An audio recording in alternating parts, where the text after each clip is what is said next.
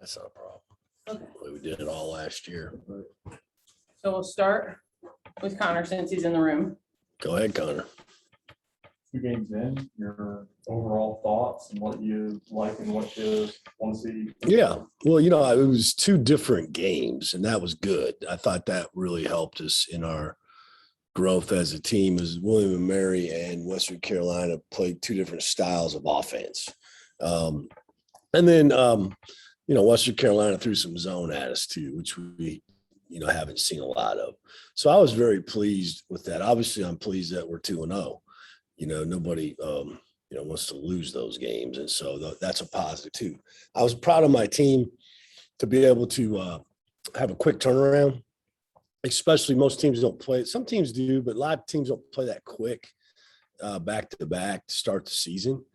And 2, you know, we didn't have a lot of practice time in the Joel last week. In fact, only one time we were in there except to play. And so, you know, they minimized the distractions and did a good job. You know, I thought that I'd just go to the Western Carolina game, going back and watching the film. You know, we guarded the 3 better in the second half.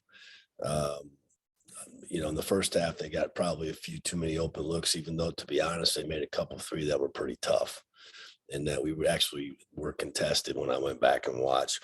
I thought we did a really good job of finding the guys on offense that were playing well. Jake was very unselfish. He had some shots that he would typically probably take, but he gave up to find Alondis and Davian, who were playing well. And I thought we were really good in transition on offense, turning defense into offense, and then, you know, not only getting there, but finishing. You know, things we got to clean up. Transition defense, I thought, was poor against Western Carolina. Our bigs were behind the play too much. There wasn't enough communication, pointing and talking who we had. We had a couple, 3, multiple times where 2 guys were guarding the same guy. And that's just communication. The turnovers. We've got too many turnovers for a team that handles the ball the way we're capable of handling the ball. That probably means we're trying to do a little too much. And then the problem that got fixed in the second half was too much help on non-penetrating drives. What does that mean? Well, there's a fine line between when you're in the gap and you go help on a drive that is a penetrating drive versus a drive that is a non-penetrating drive. And I thought there was a couple, 3 times against Western Carolina where we really didn't need the help. And we've been arm hard about not letting the ball split 2 defenders, stripping and ripping. I get it. But then there's the feel for, is that a penetrating drive versus a non-penetrating drive? And then when you do help and strip and rip, and I teach butt to the ball, belly to the man, and you reach with your inside hand, you don't turn your back to your defender. Or you don't turn your back to the player you're guarding. And so there was a couple, 3 or 4 times where we lost vision of our man because we were trying to help and we were giving too much help. And by the time we found him, it was too late. So those are things we got to clean up as we move forward. As you look at game 2-0, does it register at all with you that some other ACC teams weren't as fortunate or as good out of the gate, or is that something not on your radar? Not really, but, you know, it's something, generally speaking, like today, we typically have a staff meeting on Monday morning. And, you know, I just, in general, not ACC, just said there's a lot of weird scores across the country. You know, there's a lot of teams that are, you know, struggling out the gate or playing team. But I say struggling, but here's the problem. And because of the one-time transfer rule, you don't really know these guys' rosters until you really play them. Western Carolina is a perfect example of that. They're picked last in the SoCon. Are they last in the SoCon? I think I'm a pretty good judge of that league. No, they're not. Now, are they going to win it? No, I don't know that, but they're not going to probably be last. Okay. But how would you know? He's got a whole new roster. We have 9 new guys. There's a lot of teams out there that are like that. And so you don't really know until the ball goes up in the air. You know, that's why I was really uneasy about playing William & Mary with no film. I just didn't know. I don't know.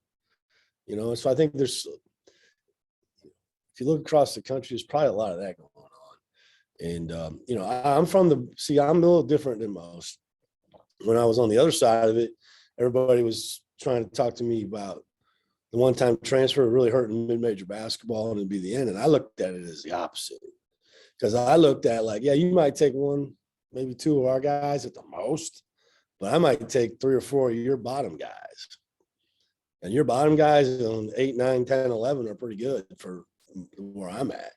And so I think you probably are seeing a little bit of that in mid-major basketball is there's some guys that have gotten older and more athletic and more experienced a lot quicker because it's been able to take guys from higher levels to I think there's going to be more of that than taking our guys, or I say our guys, back when I was at that level, like maybe a Davian or a Bo Hodges or something like that.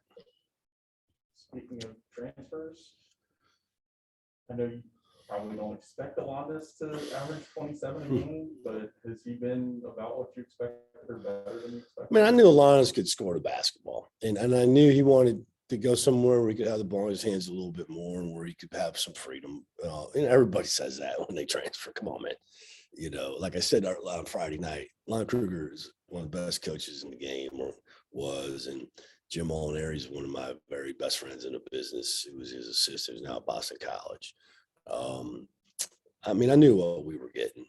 I knew his junior college coach really well, and I knew he could really score the ball, and he's athletic. And the thing that really shocked me about Alondas when I first got him was how well he could pass the ball, how unselfish he was, and how well he can throw something. He can really throw that skip pass. It's a hard pass to throw off the dribble across court, playing across the midline. He's good at that. And he can obviously, guys, he can finish. He pulls up well. He's got that old school little 15-footer that he's pretty good at. And so, I'm not expecting him to average 27 points a game, but I didn't even know he was averaging that till after I looked at the stats. Like, dang. But he's playing well. But it's a long season. We got a long ways to go. The passing, is that something that you didn't expect him to be as good at? Because he's the guy that comes in and says he wants to have the ball in his hands to score, or? Well, you can't really tell that on film from Oklahoma. Now, he wanted to play with the ball in his hands, and I wanted to be the starting pitcher for the Cincinnati Reds too. You just don't know till you get them, right? I don't like the Reds. I'm lying. I was a Phillies fan or a Cardinals fan, but it's like Jake. You don't really know until you see him. I didn't know Jake could move his feet like he could defensively, on film. I didn't know. I couldn't tell Man had those kind of innate intangibles to pass the ball until I got in practice. And so a couple of those things were something you just don't know till you get them. All right, we'll open it up on Zoom. Steve, just what exactly do you have against the Cincinnati Reds? Well, a lot. I wasn't a fan of the Big Red Machine. I didn't like them. Now, I did like Pete when he came to the Phillies because we won our first world championship. At that point, I was a big Steve Carlton fan and Mike Schmidt fan. And let's go right to it. I caught a foul ball off Greg Lazinski barehanded in Busch Stadium when I was 10 years old down third baseline. I challenge anybody that's done that. And if you look at my hand, see those marks in my hand? That's from where I caught the ball. It scarred my hand for life. I barehanded that thing off the turf. And so that might have been the highlight of my life at that point. So I came home a few years later and my sister was playing with it in the mud puddle. And my mom had to talk me out of ending her life at that point. And so, and my sister Amy, who lives in Rosemont, Minnesota, if you're watching, I still haven't forgiven you for that. Go ahead. On a serious note, looking at Charleston Southern, it's a team that has over 30 3-point shot attempts per game. Yeah. And obviously that was a little bit of a struggle in the first half against William and Mary. How concerned are you about stopping the 3-point shot? And I guess that's probably one of your top points of contention. I mean, obviously we always are concerned about guarding the 3-point line, and sometimes it's a give and take. And, but we were going to definitely there'll be an area that we'll concentrate on this week, especially when you play teams that are a little bit smaller than you. And I think that's why it's been a bit of a struggle for Dallas and Nadeem maybe to get going a little bit, because we haven't played anybody that really has a true post player, and they're guarding guys 4 or 5 inches, 6 inches shorter than them. They're going to either shoot threes or drive the ball. They're not posting up. And so, but it's a good challenge for us. And so we'll be better prepared, and maybe we're a little bit on Friday. I think we were prepared on Friday. I think maybe we just got a little too up the line or a little too flat at times. And they banked one in, they made a couple with their hand in their face. I mean, it goes like that sometimes, but over time, they only made 4 in the second half. And one of them was off a miss that we actually contested and didn't block out the shooter, and it came back to them and they passed and made it 3, or they only would have made 3. And so, I thought we did better, and that'll definitely be an area. But that's something I think we always got to be aware of when we go into games, is defending the 3-point line and then defensive transition. And I think they're good at advanced passing up the floor and shooting threes, and so we got to get back. Coach, you have 2 more home games this week, 3 all total. How good is it to be starting the game or the season at home and building team chemistry?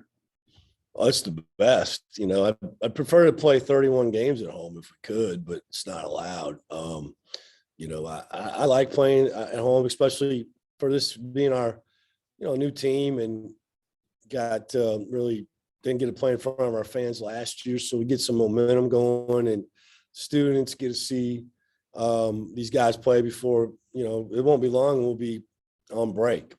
Thanksgiving will be here, and then it'll be finals, and they'll be gone. And so I wanted to give everybody on campus and in the community the best opportunity we could for early on to see these guys play and want to come out and see them play. And that's the challenge that I've said ever since I've been the head coach here, is you want to come to see our guys play. It doesn't matter who we're playing. You should want to come see Jake and Davian and Zay and Cam and Carter and on and on and on and on. You want to see those guys play. It doesn't really matter who we're playing. You want to come see us play. And that's what we're trying to get to. I know that he's cleared when he's cleared, but have you got any word on Matthew Marsh yet? Yeah, I mean, today gets to be non-contact. Now, last time I checked, basketball was a contact sport, so I guess we'll have to be mindful of that. And I'm hoping that very, very soon he gets cleared to come back to practice, because he needs it and we need him. And he's missing out on valuable practice time and valuable experience of getting the opportunity to play in games. Once he is cleared, do you have any idea how long it'll take for him to catch up to actually see some minutes? I don't know that. I think that's just going to have to be day-to-day less. And I understand the question, but it'd be hard for me to give you a specific timetable. He's been conditioning for a while now, but that's different. When you're on a bike or a treadmill, it's not the same as changing ends of the floor and, the intensity of defending and playing offense. So, we'll have to be, we'll just have to wait and see. Anything else? All right.